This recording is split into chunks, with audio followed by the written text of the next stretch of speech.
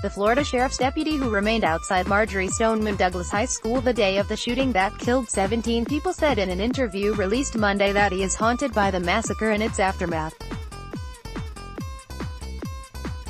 "It's haunting," former Broward County Sheriff's Deputy Scott Peterson told the Washington Post. "I've cut that day up 1,000 ways with a million different what-if scenarios, but the bottom line is I was there to protect, and I lost."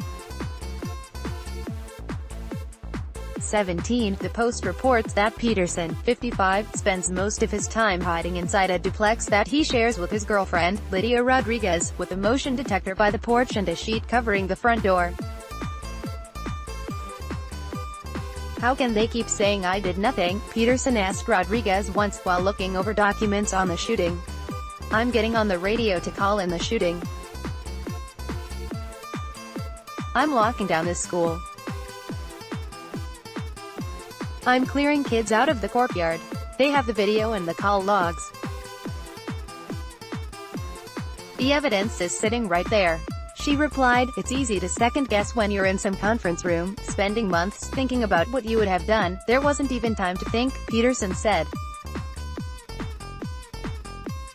"It just happened, and I started reacting. When the shooting began, a school security guard reported hearing a possible firecracker, which Peterson had dealt with before. Probably a few kids acting like idiots," he said he thought at the time. When he got to the building, the fire alarm had been set off, and he heard two loud bangs that sounded more like gunshots than firecrackers.